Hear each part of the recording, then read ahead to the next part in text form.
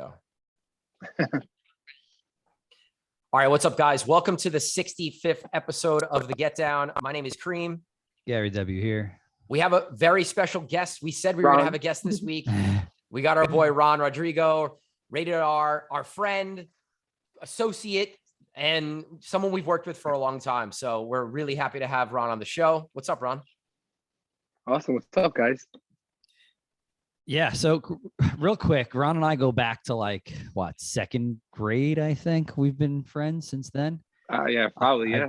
I've done did some of my first ever parties with you back at Molly's, which is kind of ironic because we're back Get Downs in that space again, which is now One Republic, North Arlington. It is. Molly's was fun that fact, was a long fun fact. Molly's is doing a reunion now. So get out of here, really? Yeah. Wow, I have to get involved. So yeah, that was wow, that was a long time. I was probably like 18 years old at the time, 19 years old. So yeah, been working with Ron for probably almost 20 years now, which is crazy. Yeah, that really is. Time. I think this is like it's going to be a great episode because we've all kind of grown up together somewhat in the industry. And I think we're going to talk a lot about the different roles that we've all had. I mean, Ron, obviously you've run and owned Rated R Management. So you have DJs and you're booking DJs, but you've also been kind of in all aspects of running a night and a nightclub. So you have a lot of different hats that you've worn over the years. And I think that brings a ton of experience and a ton of information that not everybody might have because you've worn so many hats. So I don't know, tell us a little bit about that and like how it's helped you then transition to your own company of Rated R. Yes, I mean, a lot of that comes from just it's kind of like just basically putting in the work. Like, just like DJs got to go out and network and meet people and become friends with people. For me, if I don't you and Gary both can go DJ as well. So if and since say you guys don't work hard also, but if something happened that you couldn't get a booking for the team or you were short one person, you guys can go book yourself. Right. Which you guys have been doing, Gary said for 20 years. I think Gary DJ'd my senior prom, and I think we touched on this the last podcast. I would go hear Gary play Nas's record like on repeat at his house, and I didn't even know anything about DJing. I still don't know how to DJ, but through working in the venues, I felt like that was me putting in the work. So I can see what other managers are looking for when I had no say in that, or, how invoicing works and how certain things work. So when I started my company, I can almost like go in, meet a general manager or a director of ops and stuff.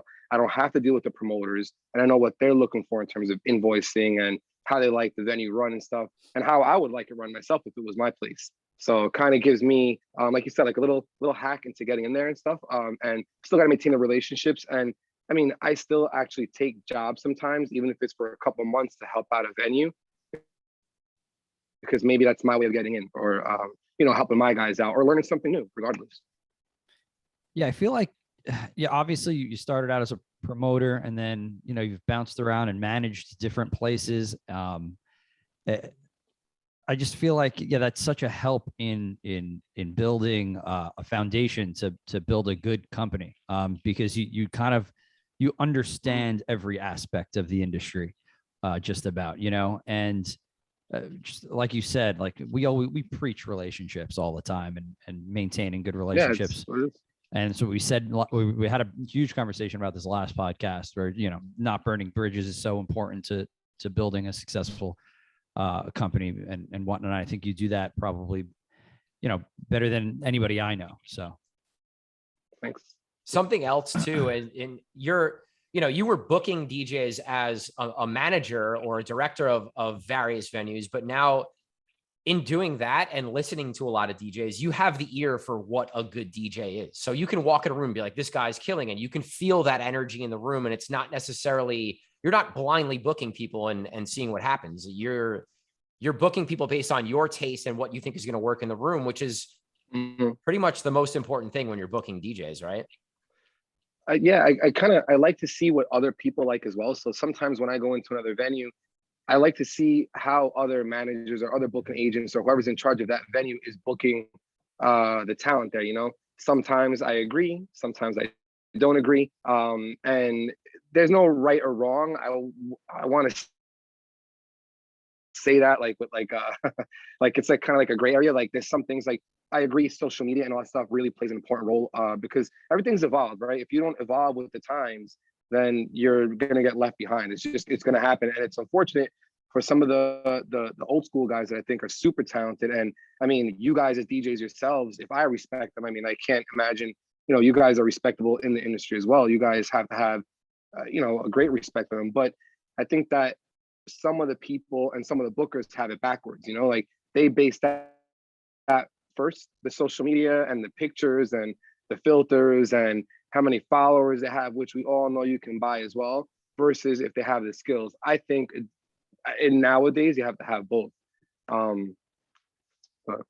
It's something that drives me a little crazy, where it is social media first, but I guess like how else are we going to get a general understanding of how somebody operates without like having to go out of your way to meet them? And I, you know, and your social is just it's your resume. We say that all the time. And so to have a nice, clean social, you know, really gives us a better understanding of who these people are without having to go out and see them. But outside of that, I think you can have like a clean social, but you like your followers might not be up. Like I'm not into paying for followers or anything like that. No, but you guys have different things to worry about. You have to worry about running a company and also running your own, like, I think you guys have it harder than me, honestly. You have to worry about your brand, personal brand as a DJ, right? And then you have to go and worry about the brand of the whole company. And also, nonetheless, everyone else's brand that's working with you, because it's got to align with your values. And also, you know, if you're there to help them out and stuff, you got to kind of like be like, hey guys, let's do this, or let's like veer this way a little bit, or whatever. And getting back to the last point too, you know, I still feel very weird like telling another DJ or hearing somebody being like, oh, this guy's good, or giving my opinion on it, because I don't DJ. So but I think that being in the rooms long enough and meeting people the way I did was through opening a room or listening to them do that, you know. So that kind of gave me, I think I kind of got it down a little bit now. Yeah, definitely. I think when it comes to like the social media versus skills thing, I always think of it like this: like your social media might be able to get you that first booking, but your skills will get you booked again in the room. So maybe you have this whole front of being this like traveling world amazing DJ, but like you still have to go there and back it up with your skills. And if you don't do that, then you're not going to get booked again. So in reality, it's like, all right, you can get one booking, but you can't create that long lasting relationship, which is how we make a living, right? The more long lasting relationships for sure, with venues and with bookers that you have, the longer and the more gigs and the higher price gigs that you can get. So I don't know. I don't stress about it too much because of that, you know? Yeah.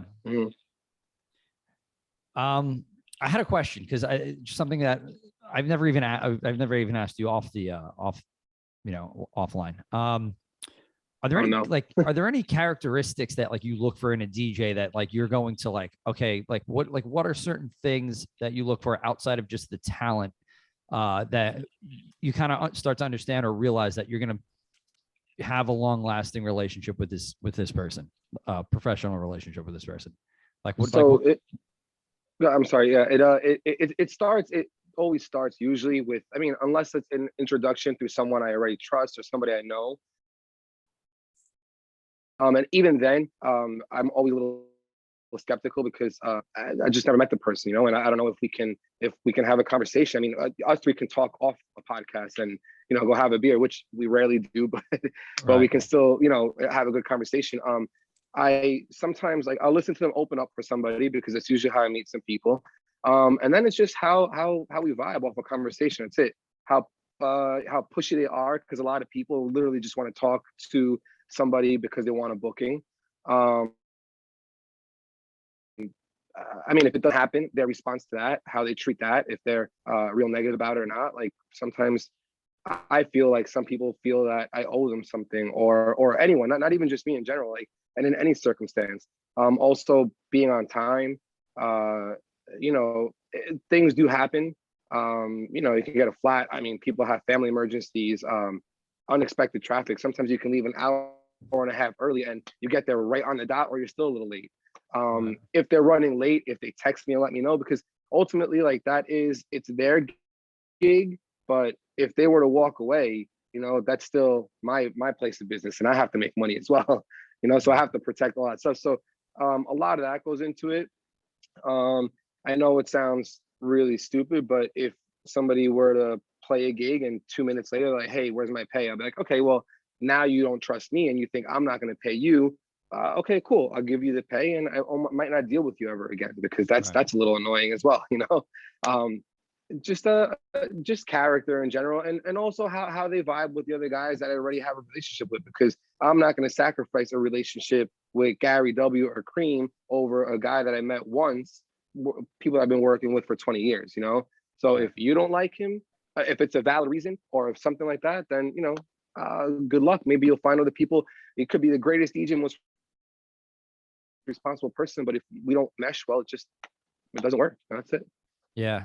Yeah. We've built our guys, like our core guys, obviously, it was built that same exact way. It wasn't really like force fed, just kind of came naturally, and our friendships have built because of just how natural the whole process was. So it wasn't like that Kareem and I are like picking and choosing, like, but it's just like kind of like worked out. Things just kind of fell into place, which makes life a lot easier. But yeah, I mean, guys do fall by the wayside, like, as time goes on, you know, and it does happen, and guys grow, which we're going to get into a little bit as guys grow professionally and everything, and just how that whole thing evolves. But I think this is a good place where we can transition quickly.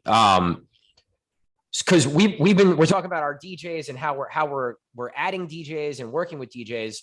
So we went from having 0 gigs, or, you know, Gary and I had 10 gigs last January, to, you know, a whole lot more really quickly. And I know you were struggling in the same way, where you would hit us up and be like, hey guys, I have a gig on Saturday. Like, you got anybody? And we'd be like, we don't, man. We have like 3 open gigs. We're trying to figure it out too. So how have you dealt with the explosion of gigs and sort of like almost a shortage of DJs, or even just like we're searching for DJs that fit with the group, so that, because we just have a need for them, you know? So how have you dealt with that? I mean, so same thing is a good transition to that, because I don't necessarily think there's a shortage of DJs. I think a lot of people did maybe try to pick it up and they dropped it because it's hard when it was good, right? So now it's even harder, or it was harder, and now we have like all these extra gigs and stuff, which is great. But a lot of it has been through relationships, and I've met this people I've booked, I want to say like 5 or 6 times already, maybe even more, that I haven't met yet. But I call the manager, they get back to me like, yo, he was great, he's so nice. I'm like, cool, that's step 1. Step 2 was it came through somebody that I knew already. So great. I also did that before, and the guy didn't show up to the gig. So yeah, and I think it's also, I'm sure you guys can find a DJ, you know, but it's also finding someone that you don't want to ruin the relationship with the venue, you know. But it's just almost also being open a little bit more to letting go. I don't want to say letting go of control, but trusting other people a little bit more. And if there's all these abundance of gigs and I'm stuck on a gig, I can't be the pickiest person in the world, right? You just kind of gotta take someone's word for it that you already trust, and kind of see what happens. You know, and a lot of those gigs are coming last minute, or you know, I'll call you on a Friday for Saturday, or Saturday morning for Saturday night. And yeah, it's because the venue called like that. So I'm trying to do the right thing, and if I can't do it, I can't do it, you know. I guess just trusting people a little bit, which is scary sometimes. Yeah, it's something that we've had to do as well, and use our network, our extended network, to have guys. But it is how you find new talent. It is how you find guys that are going to grow within your company. Maybe guys that are crossing over from trying to get out of private events and more into nightlife. And we've had a couple of those, and I've had some really good feedback on some of these guys who I still to this day haven't met. that we've, have been working with for about a month. I'm in a little bit different of a situation. I'm only up here, 1 weekend, 2 weekends a month. So everybody's usually working. So, Kareem sometimes will meet some of these guys like on a Tally Thursday, because we get a lot of our guys going out for Tally Thursdays. But yeah, I mean, it's been a little tough to like let go of that control and put full trust in it. But this is what it is. Like, we want to continue to work with these accounts, and we don't want to lose them, because we've established pretty good relationships coming out of this pandemic with these accounts, and they do, thank God, trust us. So things have worked out. It hasn't been so bad, I would say, Kareem, right? No, I think it's worked out. I think it's sort of a blessing in disguise, because we've been able to discover or find a lot of people that we are now working more closely with and booking more gigs. And like Ron, you said, you kind of have to trust some people, but when you get that positive feedback the first time, that earns that person another gig, right? And then you get positive feedback again, 1,000%. And that earns that person a third gig. And then it's like, oh, well, we've gotten all this positive feedback. Let's now book them for next month. And it's just it's a snowball effect where positive feedback gets you more bookings, right? And just like negative feedback or being late to a gig, you earn less bookings because of that. So yeah, for sure. When we're booking so many gigs or we're booking last minute gigs, it is really important to get that feedback from the manager or the venue or even the bartenders, because the bartenders know the music a lot of times better than the owner, maybe, who might not be in the building. And so you hit up that bartender that you trust, that's always there. And they're like, yeah, that person was great. They showed up early. They set up the equipment. Like, that stuff is so important. So it's scary, but it's also helped us grow, because we've been able to add a lot more DJs to the roster because of good positive feedback. Now, real quick. Where maybe normally, go ahead.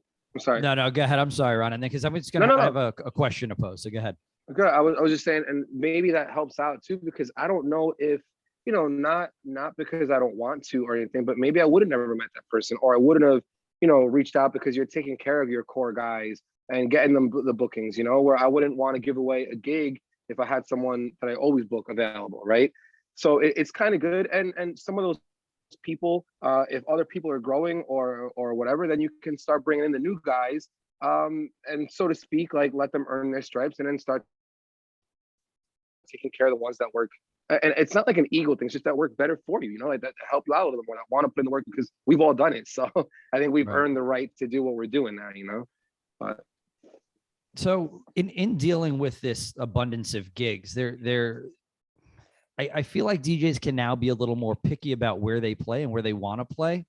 And not only that starts to lead to, like, questions about money and budgets and pay. And I feel like all of these things that we're dealing with now, I haven't really seen in another part of my career. Like, coming out of this pandemic, it just threw a lot of things off within nightlife. I think there was just like this huge surge in bookings, and now, like, guys that, like, have been around for a little bit, like, they're starting to be able to maneuver a little more. I don't know how are you dealing with, like, keeping guys kind of like, how are you dealing with keeping them happy, with pay and budgets and still having to, leave some for yourself, because there's work that you're putting in too. Yeah, of course. So even with the abundance of gigs, and I say abundance, I don't want to like jinx it, like, so like knock on wood, but we just even with the same venues that we've been working with, maybe putting in more shifts because they see that people want to come out and like whatever. I remind them sometimes, like, hey, like, let me know what you need, because everyone's getting booked up and needs to know now. And then also even for the New Year's coming, New Year's Eve, and all the holiday parties and stuff. I put in some favors for them when it was first starting. We brought the budget down a little bit to work with them. And I wouldn't do that for everyone, because some people were a little ridiculous when they would make a call and be like, hey, I'll give you $50 if you can come and get. I'm like, no, I'm not doing that. but for some people, just like if I was to ask you guys for $50, like, I need help, like, you'd help me out. So the same people that we've built those relationships up with in those venues, they become friends, right? So if they're asking me for a little help because they're going through a tough time, I help them out. Right.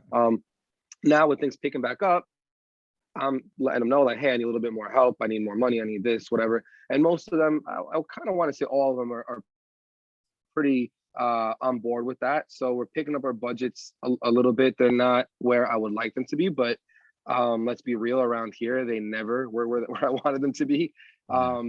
So as far as the guys go, and they can pick and choose a couple more gigs, again, with meeting more people too, it's given me a little bit more faith in people. I can go reach out to other guys, other DJs, and I'll ask these guys, the guys that have helped me out from the beginning, like from when I first started, like, hey, I got this gig, you want to do it or not? If they don't, I keep it moving. Sometimes if I really need the help, I'll be like, dude, I really need you to do this gig, I got nobody else, and they'll go do it. And that also goes back to, I would be a little offended if a good friend of mine or someone I've been working with for a long time and I treated them well, I'll give you the option, but if I have no other option too, I'll be like, dude, I really need your help on this. Yeah. Can you go do this? And yeah, and if you don't, I get it, but I probably won't be the first person I call next time, and that's not even because I feel a certain type of way. It's just like, if you call me to go, like to go out to, or I don't know, but whatever your hobbies are, and I'd never want to go, that you're gonna start forgetting to call me to hang out, because it's like, well, like subconsciously, it's like every time I call him, it never comes anyway. So it's I'm not gonna do it. So that's just, and it's just, that's how people fall by the wayside, and it's not an ego thing. It's not on. I'm not mad at them if somebody, I don't know, man, if they're always busy for whatever reason, it is what it is. Or or if they don't like those gigs, or they don't like the budget, no problem. Got to find somebody else. That's it. I think that stuff, it's never like, oh, well, we're just not going to work together anymore. It just kind of falls by the wayside, like you said, and the people who do want to work are going to step up, and then they're going to start getting more bookings. And that's just kind of like, in our business, that's just how it goes. Like, Gary, think about our own bookings. When you don't want to work at a place, you're not reaching out and saying, hey, XYZ manager, I have this date open, can you book me? You just don't ask. Yeah. And it's kind of the same thing. Yeah. I think. What? No, I'm sorry. Also, if with in the same respect, if those guys are helping you out when you have those gigs that maybe, dude, what pays the bills is not the most glamorous gigs, So if those guys are helping you out, you kind of have to remember to look out for them as well. So if they're helping you out, they're going to get first dibs on the better gigs, on the cooler gigs, on the higher paying gigs, because also, if they're helping you out and the managers are asking for them, that means they do a good job, right? Yeah. And I mean, I don't think that anyone is better than anyone else, because in terms, I mean, some people play certain rooms better than other people, but I'd rather give somebody a shot at the cooler gig that pays a little bit more. If you've been busting your ass and helping me out, you'll get first dibs on it, and hopefully the manager there likes you. I'll risk a little bit from my end to make that person happy, because they deserve it. Could it be kind of crappy if somebody's doing all these little gigs and then you get one high paying, nice, like cool gig, and then you don't give them the shot to shine over there? I'll always give them the chance if they're working hard for us. How open are you with feedback from venues with the DJs you work with? Like, if you get negative feedback, are you calling that person and telling them immediately, or are you just kind of not handling it? No, I'll definitely handle it, but it's got to be for a reason, because also back to the relationships, when you build a relationship with a venue and these people, you kind of know who's calling you for, like, hey, press play 30 seconds late, and you're like, all right, dude, like whatever, right? So you kind of know who's who, and you kind of know who's going to call you for little things. And if some of these people that call me, sometimes they'll call me for good stuff, and then they'll call me, hey, like, just a heads up, this guy was a little drunk last time, but he was still cool, still polite, just whatever. And I'll be like, all right, cool, I'll handle it. I'll just let him know I'm still gonna have him in the venue once or twice more. Please do me a favor, let me know how he handles himself next time, and I'll make the phone call. And I mean, there's times I've had a beer and I feel super loopy because I've had 2 hours of sleep as well. But then there's sometimes that the guy was there and he was abusing the tab and stuff like that. So you kind of got to take it with a grain of salt. Yeah, knowing who you're dealing with is so important, and that's why doing what we do. For example, like 2 weeks ago, we had a manager call and said DJ was terrible, and they actually wound up cutting him early. And I knew exactly who I was dealing with at the time. And I'm like, all right, well, like I've used this guy how many times? And I looked back and I used this guy like 12 times, never had an issue. And so like for him to get cut early was a little strange to me. But then in knowing who I was dealing with at the venue, I was like, okay, well, this makes it a little more clear. So like I was honest with the kid, and, you know, I told him, hey, you know, don't worry about it. I just think that there was just like a plethora of things that day that kind of caused that to happen. And I think it's important, like when you do deal with situations like that, to be very clear and still like instill confidence in the kid that's getting the negative feedback. Because confidence is everything in our industry. You know, if I walk to the decks and I'm, you know, nervous and not confident about myself, it's going to show in my set.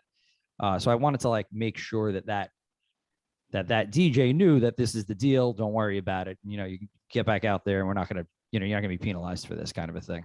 So yeah, you're right in that respect, that, you know, just know who you're dealing with. And then that's why we're here, right? That's why we do what we do.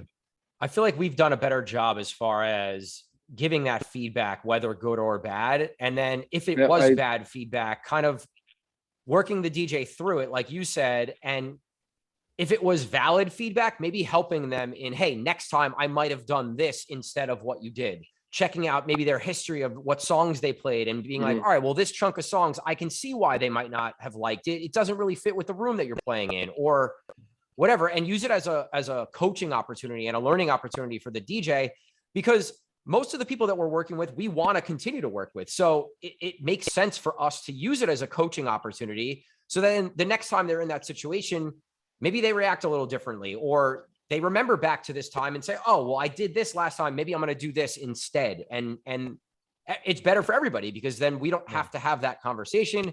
We don't get the phone call from the venue, and everybody's happy, you know? Yeah. It's just like investing in your team. And I think it's important that we do that, all of us. All right. So like we said before, you know, I've been working with you now, I think it's going to be almost 20 years. So we're obviously no spring chickens out here. So let's talk about just like aging in an industry that is notoriously a young industry. And then just kind of like how we've all built careers out of what we do in nightlife. I mean, I can't. Can you guys still hear me? Yeah. Can you?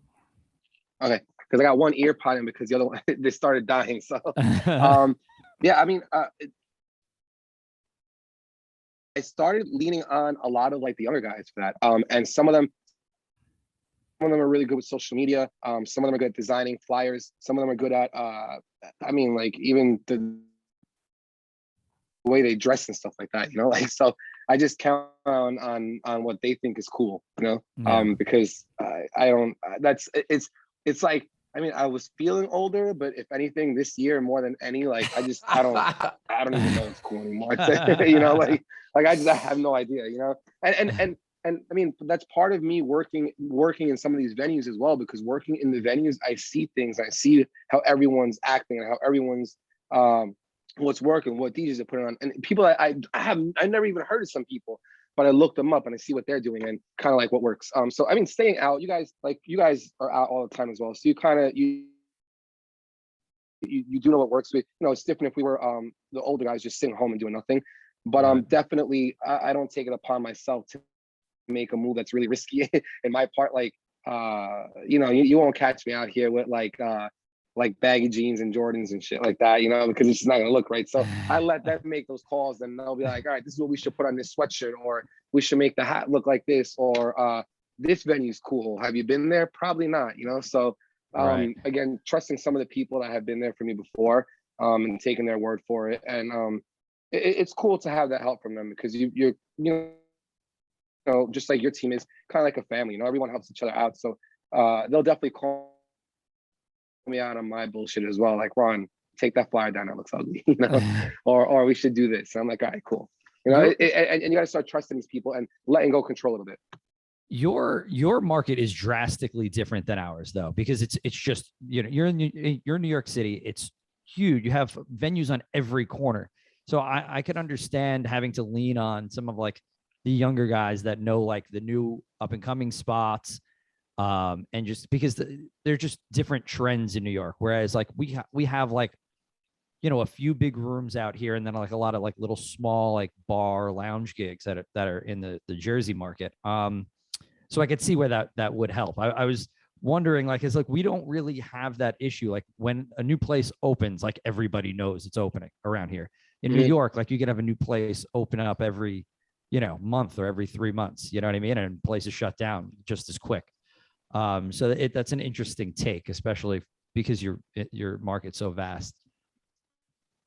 I think your point though on like leaning on the team, Gary and I do that so much more now, and we need our guys to point us in the right direction for new DJs that maybe we need to have on our radar, or new ideas like, hey, we need to be on TikTok because we've missed out already on 2 years of TikTok. Like why are we not pushing there? And like that stuff's important. And I think my biggest challenge in aging in the industry has been, I don't want to go out on nights that I'm not working. Like I'm already DJing 4 gigs, 5, 6, 7 gigs. And like, I don't want to go out. I want to be chilling. I want to cook dinner and go to bed and relax, because we go so hard on the weekend and we wear so many different hats. So it's like,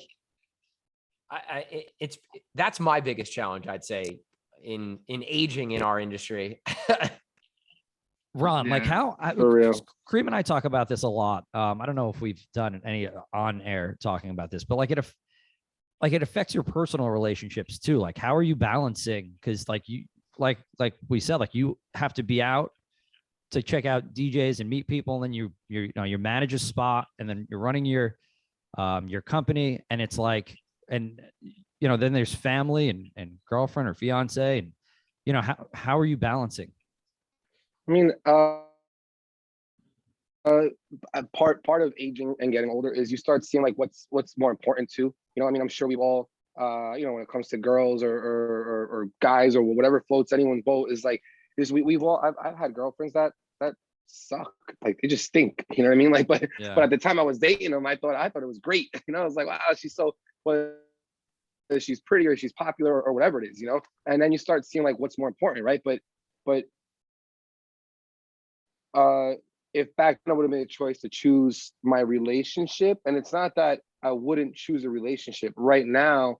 If I'm sure if my fiance said anything to me, it'd be because she's got a valid point, because she dealt with all the bullshit. Sorry, excuse my language, but dealt with all that stuff before. So,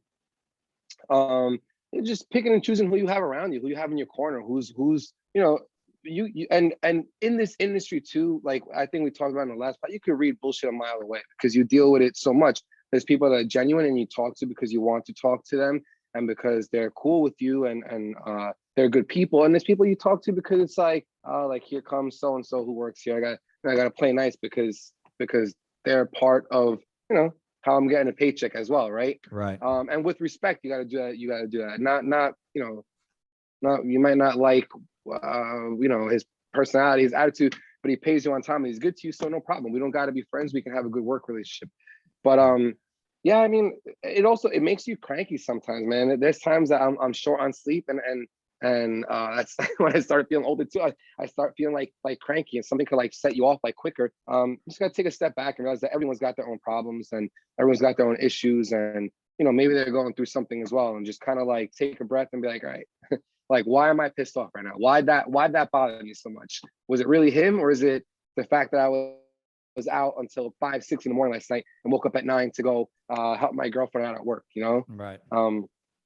So it's just judging who's around you and I mean, you guys have good people in your corner too. So one other thing too that I think,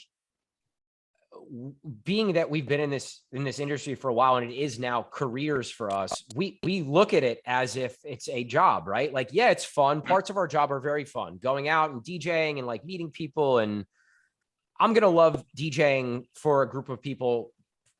I would think forever. I don't know, maybe not, but that part is always going to be fun for me. But there are parts of the job that aren't as fun, but we approach our businesses and our jobs as businesses, and I think not a lot of people do that. And I think once you've reached the point where you're in this for a long time and you're making money and this is what you're doing, if you're not approaching it like that, then you're not going to last, Mm-hmm.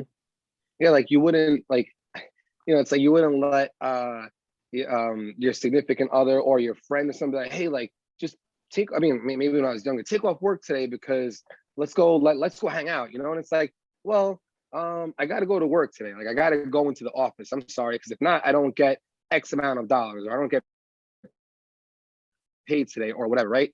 So when the other people in your life understand that, I mean, then that's great. But that has to do with how you treat it. And I'm sure all three of us have treated it in the right way, because I mean, we've made it through the long years, which is hard to anyway in this industry, and then through COVID, and we're still out here working and still making money. That's not easy, right? So I'm sure we all treat it the way it should be. And if people see that, then that's great. And a lot of it also, like I was saying, it falls on the person in the industry. Like we've met young guys, like we were talking about before, that don't treat it like that. If you treat it as just going out and having fun, then you're not going to survive.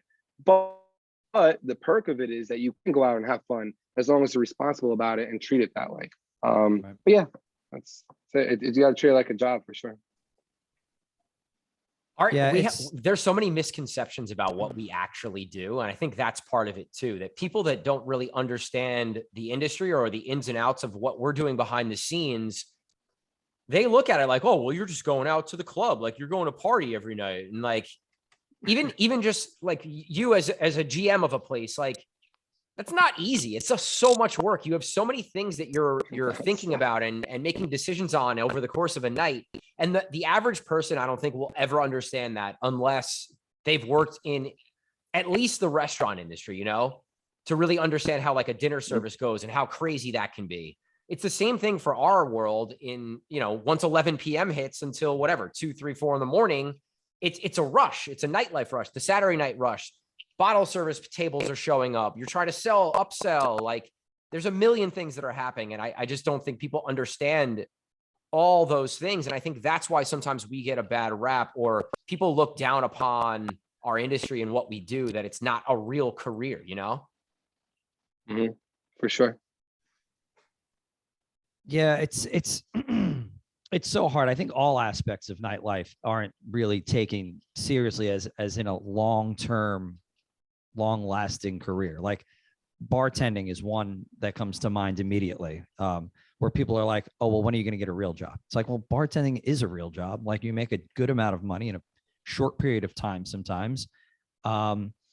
So that was why that we posed this question, because it gets to a point where you get to an age where family members who still don't maybe understand what you do for a living are asking those questions like, all right, well, when are you going to get a real job? And there's nothing more frustrating than that, when that question does come up, because like I left teaching and now like it's like people are starting to ask me, well, when are you going to go back and go teach again? I'm like, well, I have a business to run. Like, I don't know if you guys have seen, what we're doing. It's like, I'm pretty busy as it is.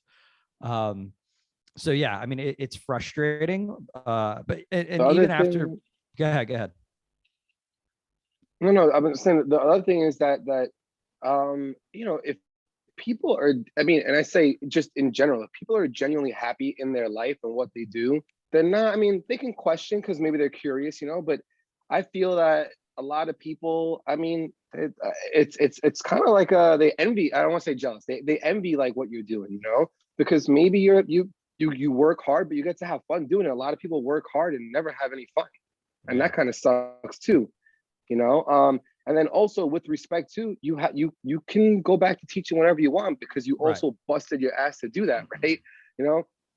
I didn't necessarily want to manage every venue, but I knew that, okay, just in case, like, let me start building up my resume, because that's my degree, so I can go get a job at most venues and most restaurants and stuff because of how hard I work to build that up. So that's, I don't want to say my safety net, because you kind of like, put, you bust your ass and put effort into the one thing you want to do. But it's funny how, from the outside world, people thought that DJing or whatever was your side hustle, when in all actuality, it's the teaching job or my managing career like in terms of managing venues stuff, that was really a side hustle, you know. My real career was here, just but it was only paying me this much. So until it starts leveling out and you can't spend time at your side hustle, which to everyone else was the more professional thing to do, then you drop that one. And that's how you take the big leap and the big risk and see, you know, who's really real about it, you know. Entrepreneurs, right? Like, so it's like, you know, let's see if you're really about it. See if you're really going to take that risk and get judged like that by a bunch of people. So I would say that to any young kid that's DJing, not even just managing a company or whatever, just take the shot, but make sure that you're honest with yourself and see if you're really doing it for the right reasons, or if you want to go out and just party and be cool. And if that's the case, no problem, but don't leave your day job then. Yeah. Because then you won't survive in the other thing either, you know? Just making a note.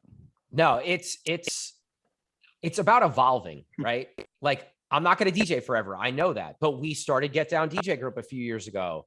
You know, we're doing some other things. You have this podcast that who knows where it could go. So I think having a lot of coals in the fire, so to speak, and a plan of what you really eventually would want to be doing is really important. And like you said, sometimes you start something and it turns into your main thing, and you never really know unless you actually go and try and do it. So, you know, yeah, we've been in the industry for a long time, but we've now evolved, each of us, and we're doing different things. And you know, maybe where my DJing career won't be 30 gigs in a month, it might be 15, but I'm going to be still putting in, like, busting my butt. It's just going to be in a different spot of coaching DJs and mentoring DJs and booking DJs and creating and growing Get Down, you know? So always got to be thinking about the next thing, always got to be evolving and open to change and open to taking on new roles. And I think what you interest you and what you're good at will present itself, and you can continue down that particular path. Sure. Man, did you think you were going to be in nightlife for this long? Did you think you were going to get out? No.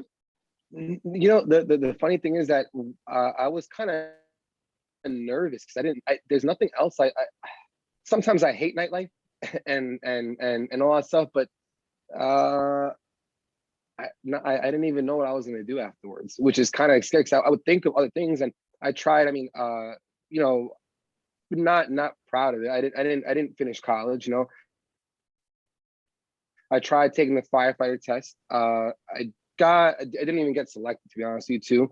I tried that. I tried doing mortgages and refinancing and stuff like that. That didn't go well. I just didn't enjoy it. And the only thing I enjoyed was doing nightlife or networking or managing a venue. And so I just kind of ran with that, you know. From promoting, I got a little bit older, in my 30s, and I was like, okay, I can't be a 35, 38-year-old promoter. It's not going to really work out, you know. Most people have families and kids, and they don't want to go out all the time, which we wouldn't go out if it wasn't for work, right? So I was like, okay, I'll start managing venues. I can learn that, and it's a whole different thing. And it worked out to do with the DJ thing, where it gave me like a different insight on that world. So it just kind of worked out. And I think that life is just you're presented with choices, and you can go left or you can go right. And it's like what you choose to do in that moment that you're presented with those choices that'll kind of like hopefully take you down the right path. You know, I think it's pursuing the things that make you happy, like you just said. You know, if DJing or nightlife or whatever isn't making me happy, I think that's the decision you have to make. And I'd have to be like, all right, well, I'm going to move to doing something else if this isn't making me happy anymore. And I think anybody needs to look at it that way. If you're showing up to go work and you're like, this sucks, then why are you doing it? You know, like, it's easier said than done. You got to make your money and pay your bills. But I think that's the first sign of being like, all right, well, you should probably start figuring out something else that you can do to pay your bills. Yep. All right, Garrett, I don't know. Where are we at? We're close to an hour here. We should probably put a bow on this baby. Yeah, let's do it. I want to know because we go over our weekly rundown every episode. So I want to know, Ron, what do you got going on for New Year's Eve? I'm sure there's a lot of good parties going on. Anything of note? I have so we have Slate downstairs. I have right now I have a couple like small bars in Chelsea and in the Lower East Side. I have Writing on the Wall That's on Houston, the Lower East Side. Actually, I think James, our old friend James from the W. He started as a promoter. He's actually a partner in those venues now. So I have that. I have Orchard Room. I have a new venue opening up that I can't really disclose the information on what it is, but that'll be on St. Mark's and Second Street, Second Ave in St. Mark's. And whatever the guys in Miami are doing. Darren moved over to Nashville now, so hopefully we get to maybe do some stuff over there. Nice. And some stuff in Jersey. I'm doing a Rabbit Hole in Jersey, which is at the Blue Steel Pizza Co., which is in Bloomfield. The MC Hotel as well. Right now, some cool stuff. I mean, and the budgets are still so, but what I like to see, the guys, like the people over there also, and all the venues have worked with me on that. And sometimes this was even just thinking about it now to that other question, like how do you keep people happy and stuff? It's just being honest, man. I mean, people should be happy with what you're offering them for pay and stuff like that. And sometimes I ask for more money, sometimes I don't get it. So sometimes I'll take that hit so I can send the guy, keep him happy, and keep the venue happy. I mean, not that I want that to happen all the time, but that's just just being transparent and being like, hey, like, look, I'm gonna send you out here. Here's the budget, but that's all I'm getting. So I'm gonna give it all to you just so you know, because I want to keep you happy, and I'll sacrifice for you because you've been sacrificing for me as well. Right. Yeah, man. Shout out to all the Rated R guys. I haven't seen some of them in a while, but all good dudes. I think, like you said, a lot of your guys and our guys are similar in a lot of ways in how they look at their DJing and their business and how they are just as people. So extended fam, always the Rated R squad. Always, man. I work with your guys as well, and that's why I hit you guys up. And if not, I think I've been bothering UFO here and there to help me out, So yeah, it's always extended family. I mean, and I think we haven't really seen each other because we're all busy. We all work the same hours, right? So that's that. It's been crazy. All right, man. All right. So Ron, thanks for joining us this episode. We really appreciate it. If you guys want to go check out of course, thanks for having Ron me. or his team or any of the stuff he does, Ron, where website or Instagram or what? What's the best place? I got to redo my website. So Instagram at Rated R Management. And you can check us out there. Awesome. All right, man. Thank you guys for listening. We have another guest, I believe, next week, but I guess we'll see. Thank you guys for listening to this episode. My name's Kareem. Gary W. On behalf of Ron, peace out, guys. All right, peace, guys.